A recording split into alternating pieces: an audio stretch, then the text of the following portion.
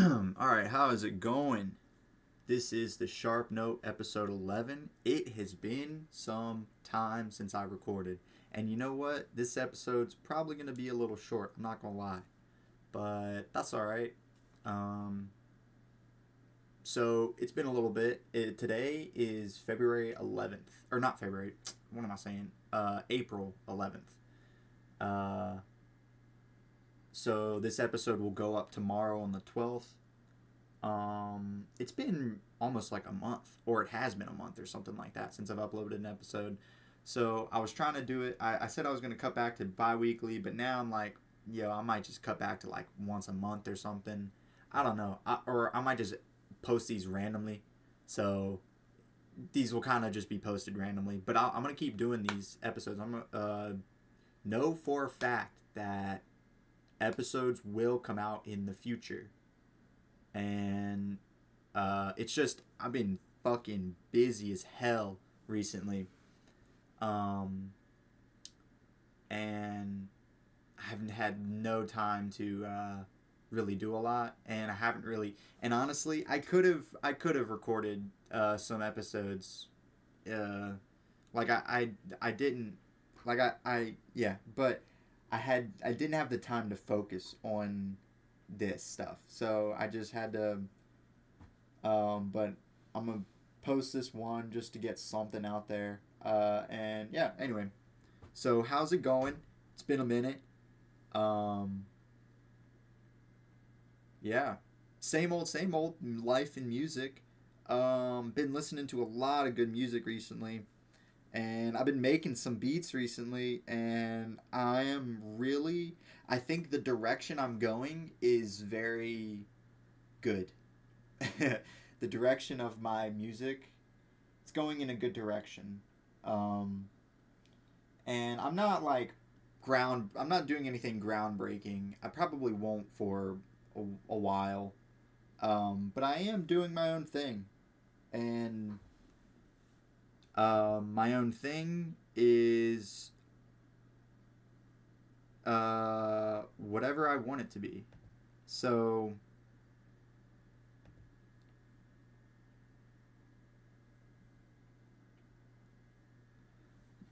recently that's been honestly some kind of Pharrell type beats in a way.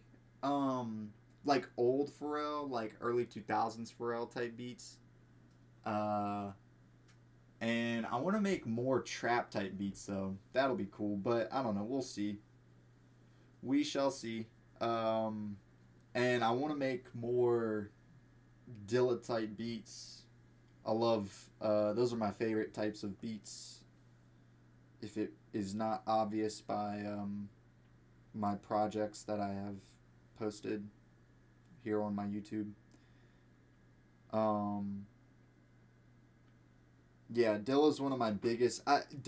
Is my inspiration for thinking it's possible for me to do it because I had like people I looked up to over the years, but when I learned about Dilla and his production techniques and whatnot, um, not that I know everything about him. There's still so much I don't know about Dilla, but uh, when I started researching more about him, I was like, man, I could never do it as well as this guy, and I truly won't. But I could do something similar with the tools that are provided to me, just because of um, the time I grew up, pretty much. Uh, I just grew up with technology, so it's a lot. Basically, it's a lot easier for me to learn this some of the things and to produce like music than it would have been for him. And if he could do it in his basement, dude, I that mean like I could do it with modern technology. Oh, dude, like with an a like all because all you need is a laptop. He was doing it in his basement with like a bunch of equipment and whatnot. But oh man, like with modern equipment now, oh, there's no excuse. There really is no excuse because you literally just need a laptop. Um, and all right, let me pause. You're gonna need a laptop and a decent set of speakers. Not a good, a decent, because you actually don't really need, like, okay, you just need a good enough set of speakers and a good enough sound system to be able to hear all the proper frequencies that you need to be able to hear. And then but you need to check it like against other bad speakers, because when people actually listen to music, they're listening to music on bad speakers. So when you actually go to um you know uh produce a song, you're not producing a song on good speakers. You're not producing it so that it sounds good on good speakers. You're producing it so that it sounds good on bad speakers. And if it sounds good on bad speakers, chances are it sounds good on good speakers as well. Now, that's not always the case. You do need to check it on good speakers as well, like a good sound system. But again, chances are if it sounds good on bad speakers or on a bad sound system, it's probably going to sound pretty good on a good set of sound system as well. So anyway, that's neither here nor there. That's getting into the nitty gritty of things, which I'm not really trying to do in these podcasts. But that's just kind of like what goes through my mind, I guess, as I'm producing stuff. And yeah, so I'm always thinking about like, how is this going to sound on a bad set of speakers, pretty much, or a bad setup or bad headphones. Now I have a decent set of headphones now, and I have a decent sound system. It's not great, it's decent. So that's done me well so far, but ultimately, I need to probably invest more money eventually. And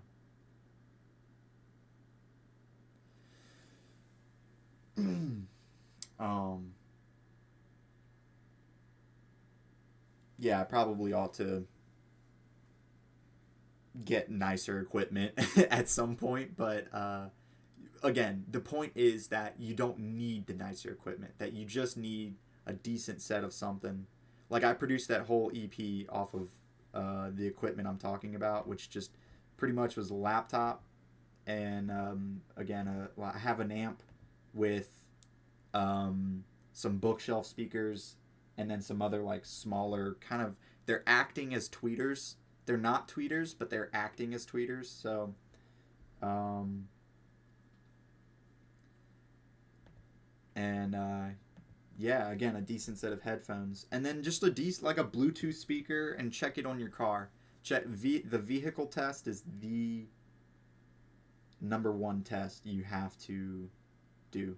If it doesn't sound good in a vehicle, go back to the studio. It needs to sound good in a vehicle, because that's where, like, the thing is, yeah, like in a vehicle, that's where people aren't distracted. Um,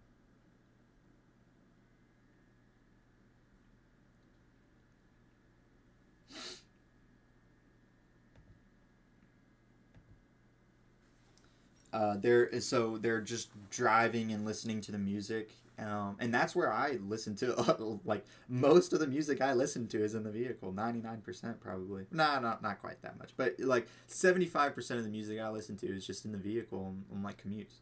Actually, no, that's probably a lie, because I do listen to a lot of music just randomly throughout the day. But anyway, uh, because I have a Bluetooth speaker that I'll use, and I'll throw on some music with that. But it's neither here nor there. That's kind of another point of I guess being a good producer is you got to be listening to music all the time. So all right, again, Dilla, I learned from his techniques and whatnot. They say he was producing something like uh 5 beats a day or something stupid, like, which is a crazy amount. Um, by the way, it may not seem too crazy, but it is crazy. because these are Dilla beats. These aren't just like, oh, Joe Schmo beats. These are Dilla beats. And he was producing 5 a day. So there's I think they estimate there's something like a few thousand beats out there that Dilla produced. Which does not surprise me, and I've listened to a good percentage of those. I won't say a majority, because I doubt I've listened to a majority of those of his beats, but I've a good percentage. Anyway, so anyway, uh,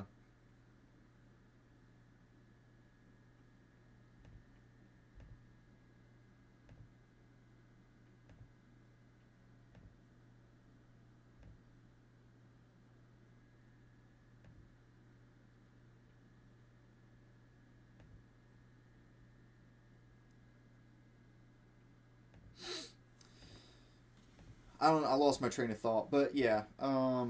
I've just been producing stuff recently. Like I said, kind of Pharrell type beats, but I think it's a good. They're ending up. They're kind of like, I don't know. I don't even know how to describe them. They're just they're just beats. uh, I'll post them eventually. I need to refine them all, of course, and that's the thing. I go through like multiple iterations of pretty much every beat, um, and multiple remixes before I settle on one, and that's the one that gets posted.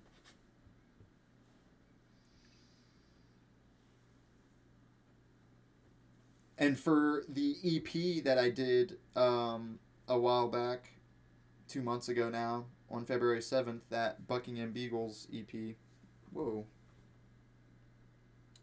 Um,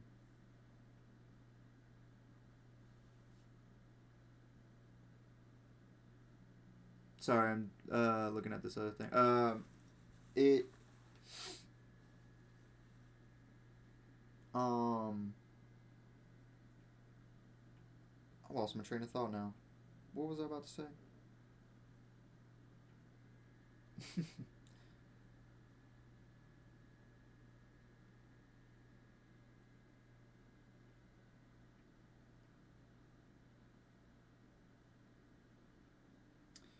Hmm. I don't know. Anyway, I'll probably listen back to this and be like, "What the fuck? What was I about to say?"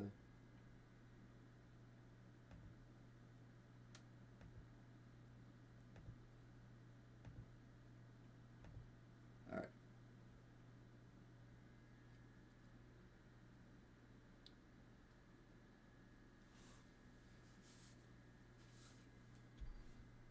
Um.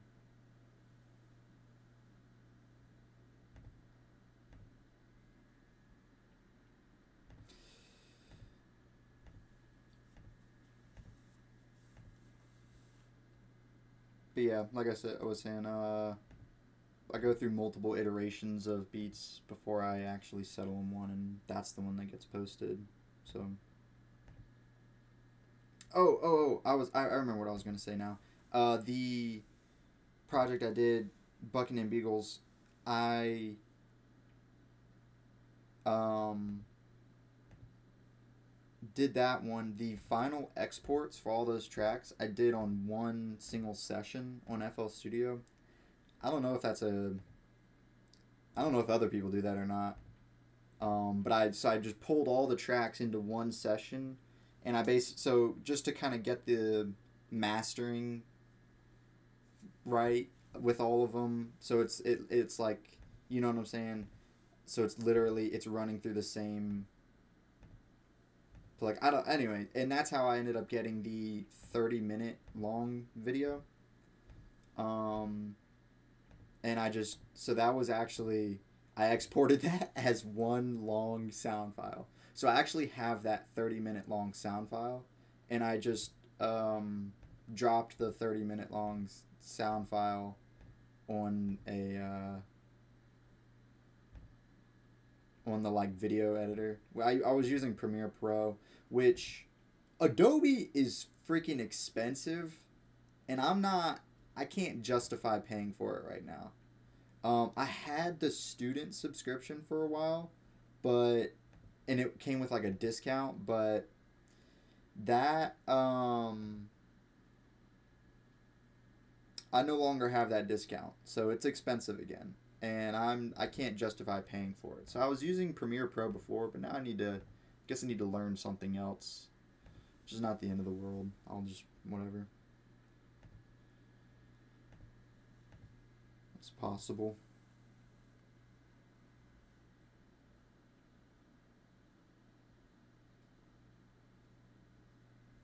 Oh, what? How did that happen?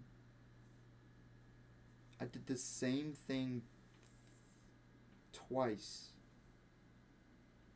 I messed up somewhere. Okay, that's fine.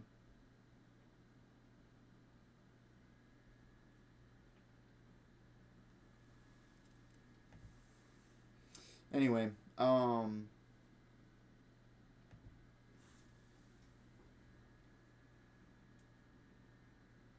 yeah, I need to go to the grocery store. I need to go get some groceries, and I got laundry cooking right now. Oh, and I also got some ideas cooking with my boy Adam. We got some ideas cooking. We're gonna, yeah. I don't even want to speak on it too much. But yeah. We'll, you'll see it when you see it, I guess. If you're watching this now, then it's already happened. Like we already released what we're thinking now. But, we're cooking now. We've been cooking for years. Um, we've been, having ideas and whatnot. And now it's time to implement those ideas and to actually follow through on some things. Because now, I feel like we can do it at the quality it deserves. Not that it's going to be the most, amazing quality in the world, but it'll be something.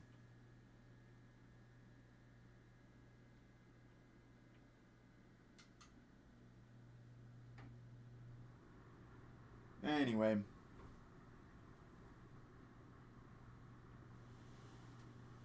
Oh. Man. Alright, random life thing. If you don't stretch, start stretching.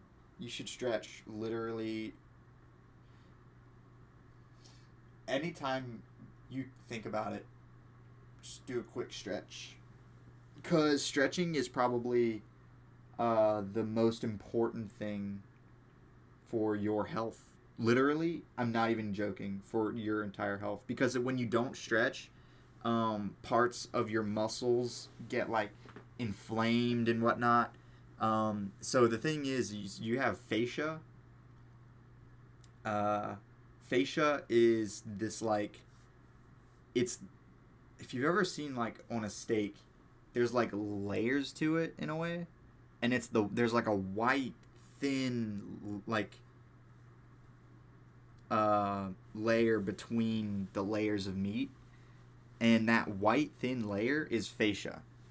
And so that fascia is like, literally, it's how your muscles like the fibers of your muscle like glide against each other pretty much, because your muscles like move around, and the fibers of your muscle need to like they need to basically like move around each other, and so the fascia is like, it needs to be malleable pretty much. It needs to be loose, and when you don't stretch, it gets tight, and it literally knots up. And this might sound crazy, but literally go do the research. there's this YouTube video on it, where this girl talks about it, and she's like a doctor or some shit, um, and yeah, so stretching is crazy important. So I stretch all the time now, and I think we we as humans are misinterpreting what the ideal like human what the ideal average human should look like, because um the average human should be pretty capable of just things, but the average human right now is very misguided on a lot of things, just random things. And I say that I'm probably misguided on a lot of stuff myself, but I do what I can to rationalize things and make good decisions and justify decisions. Um, and I guess that's really all you can do. Is try to just justify things. Um, Justify it with credibility, some form of credibility.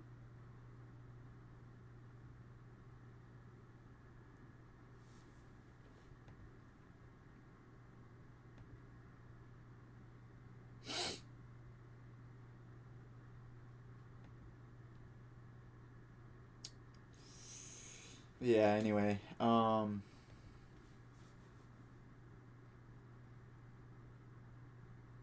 Fascia, very important. So, crazy thing about fascia is, well, and just muscles in general, your entire, like, lower back, where your uh, tailbone is and whatnot, and above your tailbone, is fascia. So there is no real, there's not a lot of muscle right there. It's just a huge clump of fascia. And so you actually, like, you need to be very diligent about stretching your lower back and whatnot. And that's how people end up getting, like, sciatica. And I feel like, I don't know, I'm no doctor, so I might be wrong about that, but I feel like just having bad posture, that's a huge part too, is bad posture. Don't have bad posture.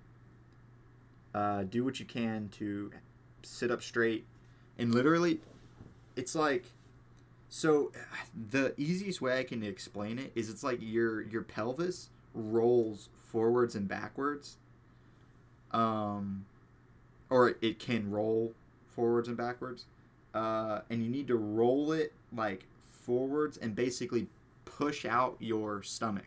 So, like, your lower your lower and mid stomach, push it out and roll your pelvis, and you'll feel a stretch, or you should feel some type of stretch, like, in your lower back, where those muscles are kind of, I don't know, but also, like, in your hips, you'll feel it in your hips a lot. And that's a crazy part too, is your hips and everything. So, all right, I know I'm going off on a lot right now, about, like, just stuff, but um, it your hips and all that, and it's all connected down to your toes, and up from, like, the top of your back, going down your back to your lower back, down your to your legs, and then down your shin to your feet.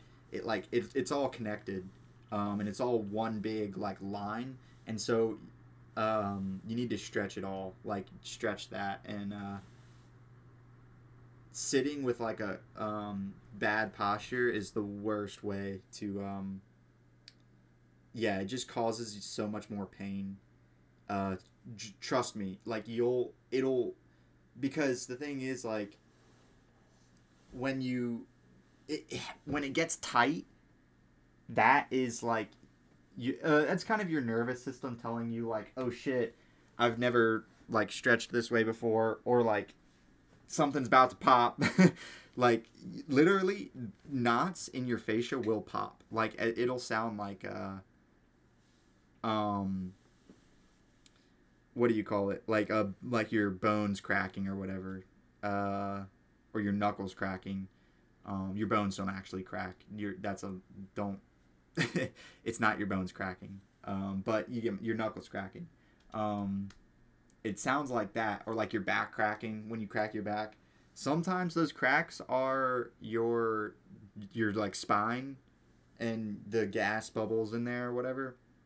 But sometimes it's your fascia cracking, and it's the knots in your fascia. Like I said, it knots up, and when you like break that knot loose, it cracks. Um, I don't know. I might be a little wrong about that, but I'm pretty sure I'm correct in saying that. But I'm no doctor, so don't listen to me. I'm not trying to give medical uh, advice, but I'm telling you to fucking stretch. That's what I'm telling you. Stretch. It's so important. But yeah. Anyway, changing the subject entirely. By the way, um,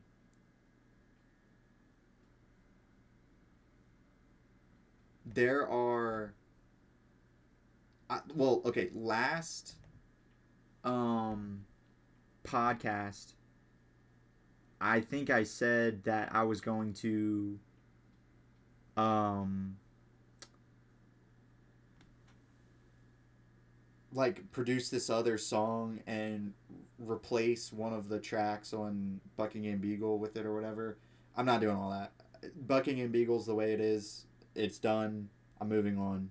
That track I was talking about, I'll I will what do you call it? Release on a new something in the future. Um, so yeah, it will not be. Yeah, I'm not doing all that because it's just too. It's just too complicated. It's just too much. It's like, why? Buckingham Beagle's done. It's released. It's out there. So it's done. Um,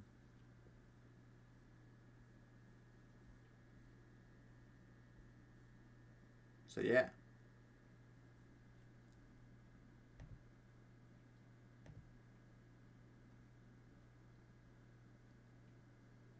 Anyway, but I am excited for the projects that I want to release.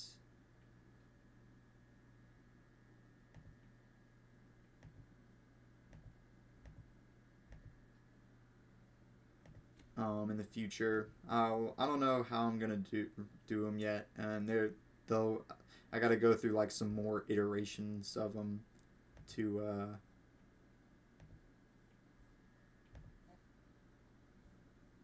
really get it right and to get the projects like good. But anyway, we'll get it day by day. That's all you can do. That's all I can do.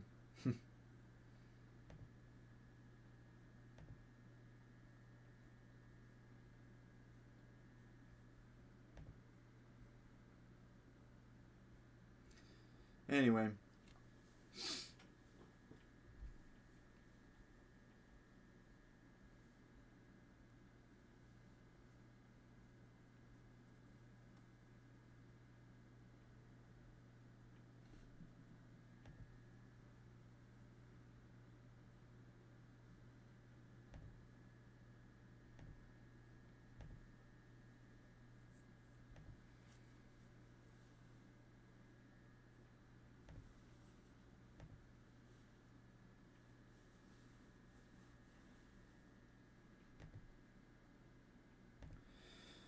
don't know what else to talk about.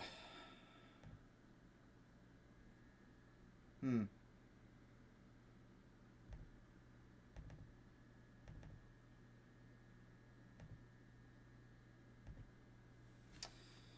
Don't know what else to talk about.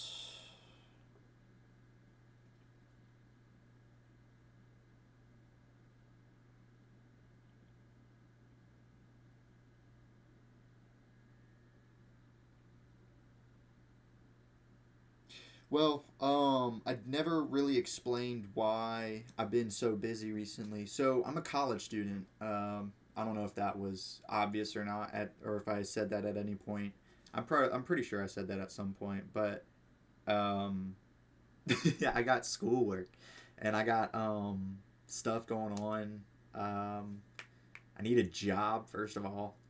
So I've been doing this internship, and I have another internship I'm trying to line up, and then maybe something leads to a job, or at least those internship or this internship and potentially this other one could just be part of my resume. And I don't know. Anyway, we'll see how things go. But it's technology, so it's the tech industry, and it's just yeah. Uh, the entire tech industry I feel like is having the same problem. Um, and the simplest way to summarize the problem is computer science is the number one major for dropouts right now. It has the highest dropout rate at like 10 point something percent. So 10, almost 11%. So that means out of 10 people, only 9 of them are going to finish the degree. One person will drop out of those 10 people. And so when you get 1,000 students, let's say, in a computer science program, you're telling me 100 of them are going to drop out? That's a tenth, an entire 1/10. It should not be that high, realistically. But it is. It is that high. And it's not because of the difficulty. Part of it's because some do drop out because of the difficulty. A lot of it's because of the opportunities or lack thereof, really. There just really is no true opportunities yet. So the thing is, the professional market um, changes just over time. It changes, and it changes as just society changes, and technology. So, like for instance, the Industrial Revolution that changed a lot of things, um, and then more so recently the technology boom with computers and whatnot. Um,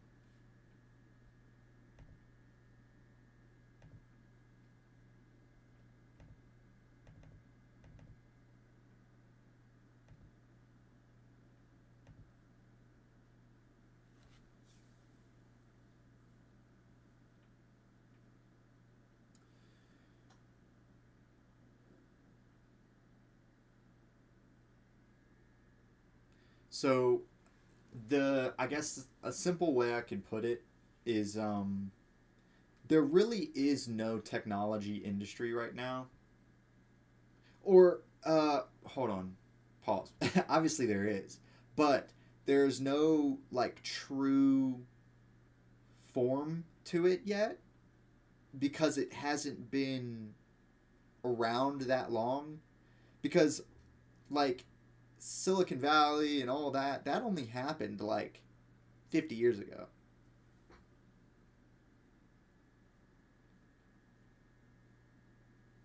And okay, so let's compare it to the medical industry.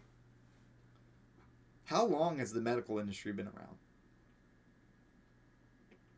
Obviously, thousands of years. Ever since humans have gotten hurt, they, we've had medical. Um, and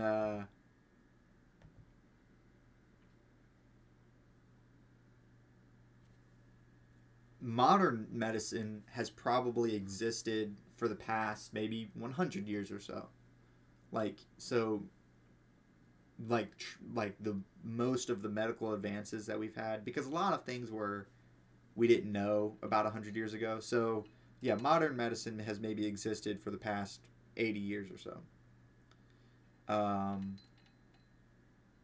or 100 years, and um, something like that. But the technology industry, in its modern form, has only really existed for the past maybe 20 years or so, because that was when the internet got, like, that's when the internet blew up. It was 20, 30 years ago. So the modern technology industry, well, first of all, the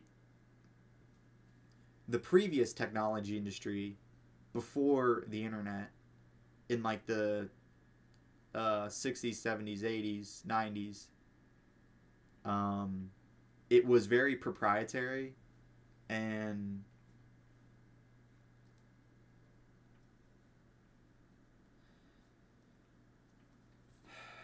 I don't know. It was well, I don't know, because you had like Unix and whatnot, but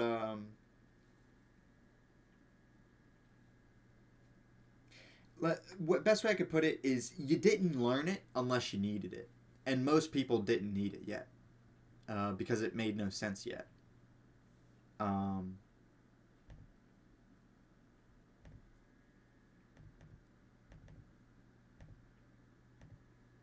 so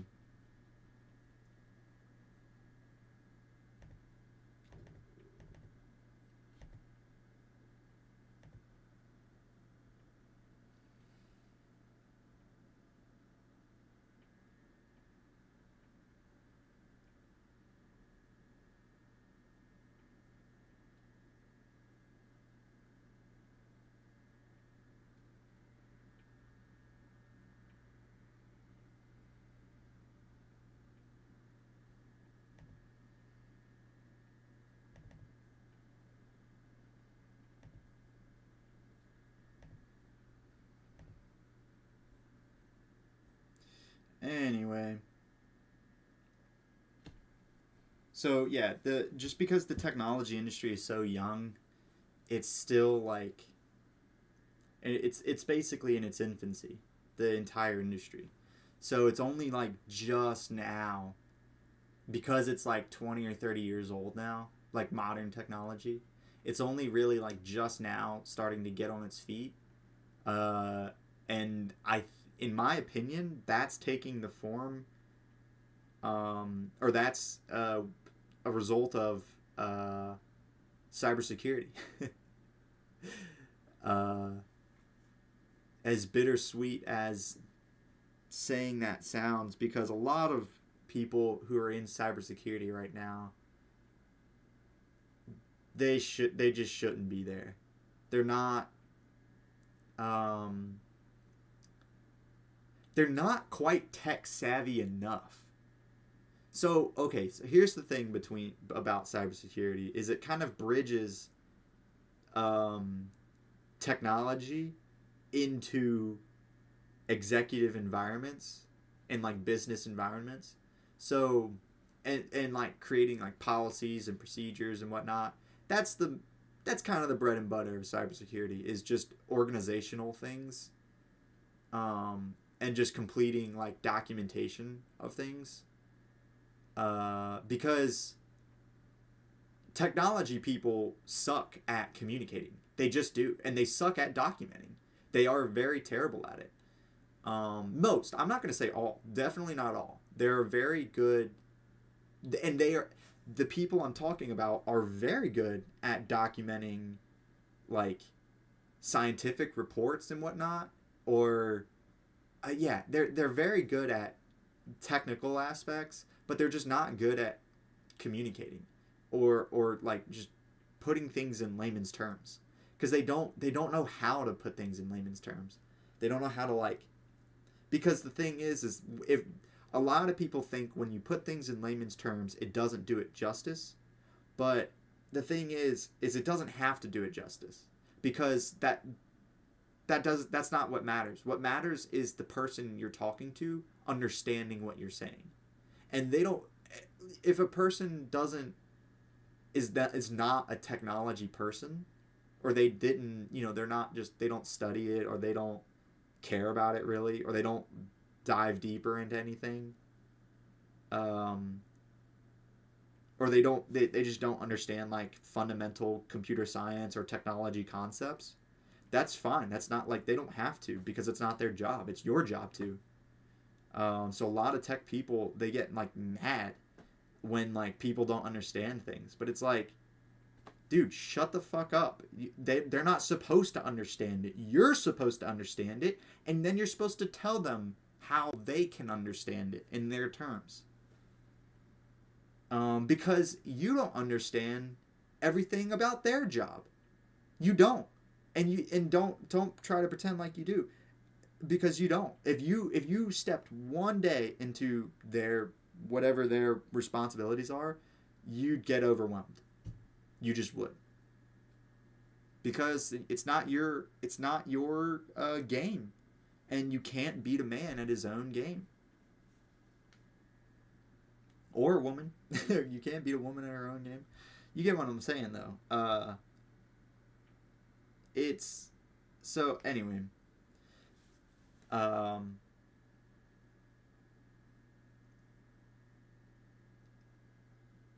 so yeah, the technology industry, it's developing. It's getting there. We'll get there eventually. Um, but it's gonna need more time. More time before it's at all solidified. In the way that, like, okay, if you go to college and then you go to law school, and then you pass the bar, you're a lawyer, right? And you can practice law. Well, uh, the technology form of that currently is, you go to college, you get a degree, and then you go, maybe get a master's or a PhD if you're really up to it, but you don't necessarily have to.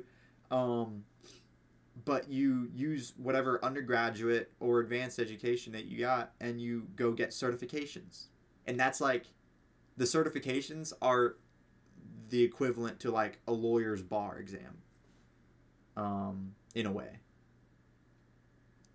Uh, Actually, yeah, I think that is a very close comparison, or that's a very good comparison to make between the industry, or the two disciplines. Um,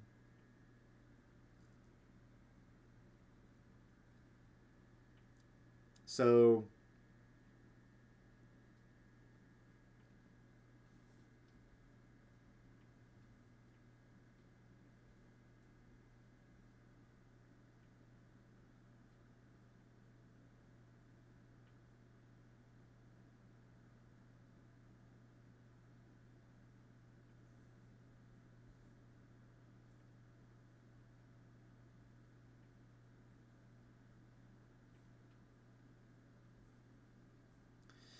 anyway,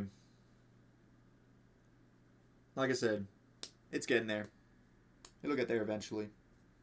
I'd say give it another 5 or 10 years, and the technology industry will have developed a lot, because the tech industry moves quick, dude. So what takes other industries like 20 years, it's going to take the tech industry like 2 years. So give it another 5 or 10, and it'll be good. But it's just in its current form, it's just not quite there yet.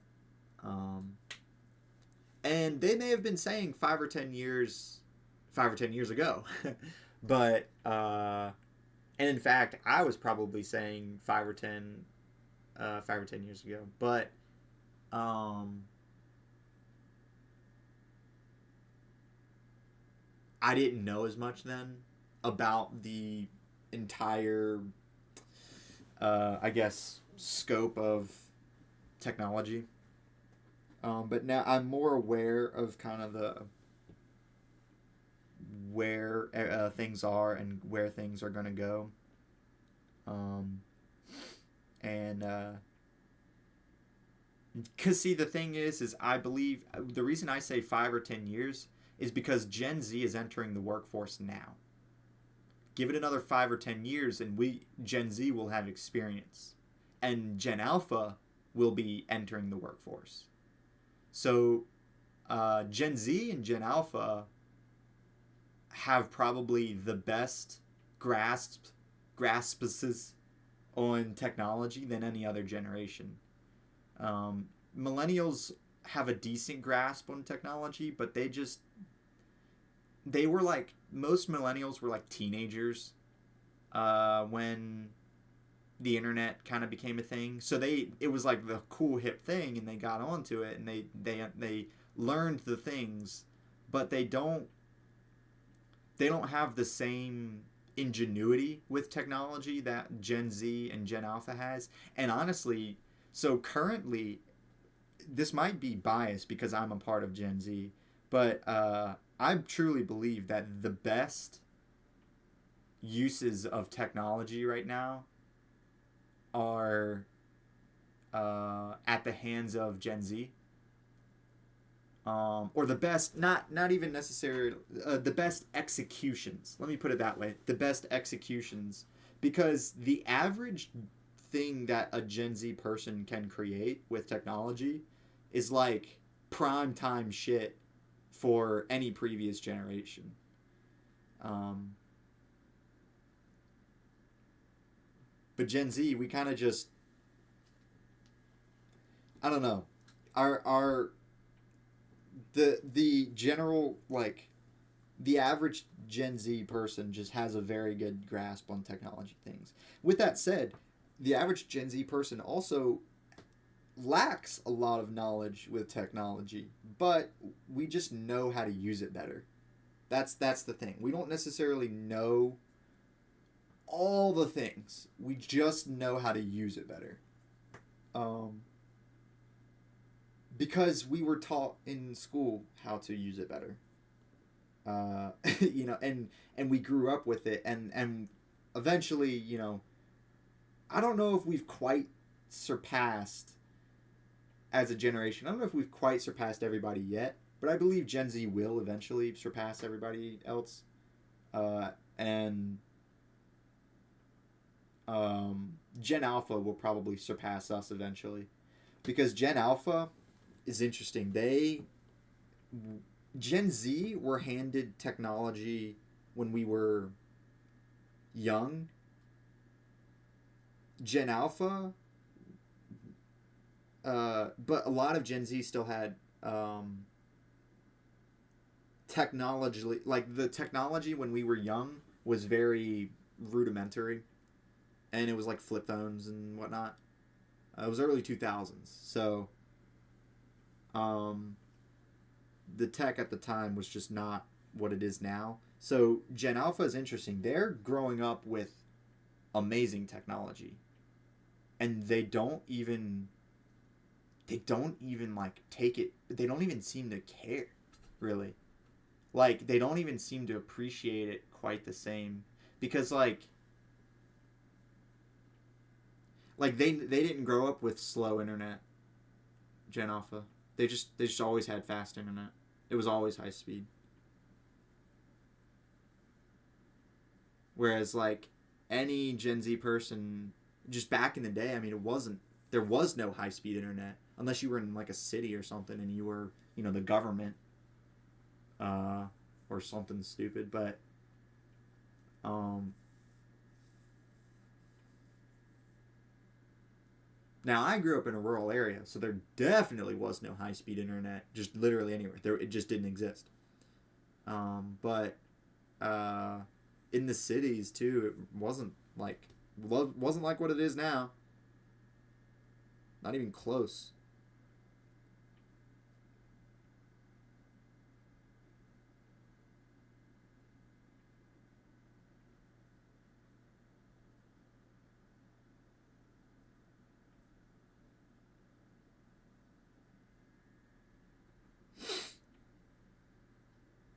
Anyway,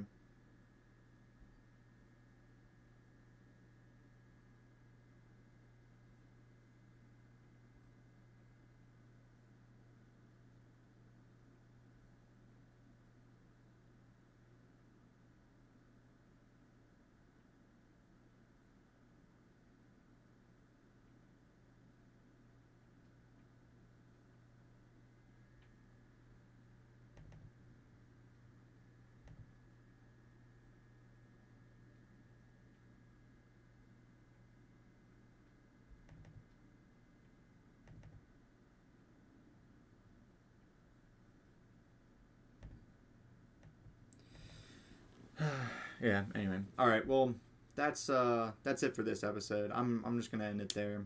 I don't know what else to talk about.